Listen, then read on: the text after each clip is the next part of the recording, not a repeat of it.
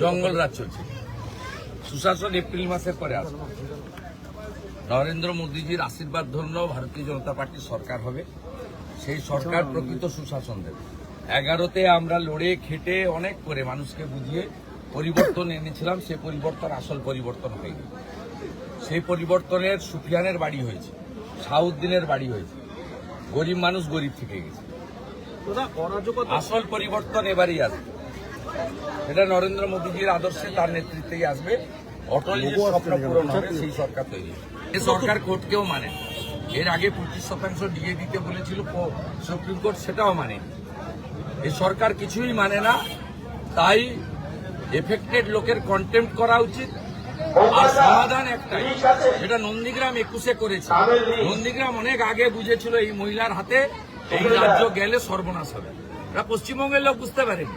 পশ্চিমবঙ্গের লোক যদি বুঝতে পারে নন্দীগ্রামের লোকের দেখানো পথে, তাহলেই একমাত্র এর মুক্তি আসতে পারে।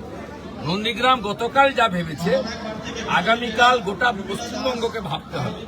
নন্দীগ্রাম এটা আগেই ভেবেছিল। ওই জন্য একজন সামান্য নাগরিককে তারা জিতিয়ে দিয়েছিল মুখ্যমন্ত্রীকে হারিয়ে। না, মহামতি গোখলে আগে বলতেন না, what Bengal thinks today rest of the India thinks tomorrow.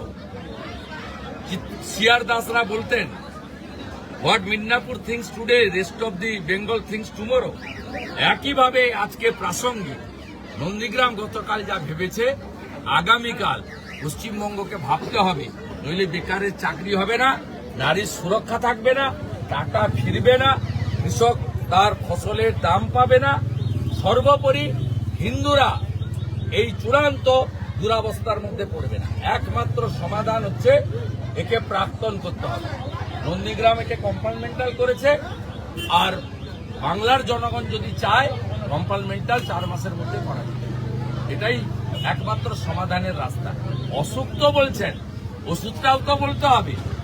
ওষুধটা একটাই, নো ভোট টু মমতা।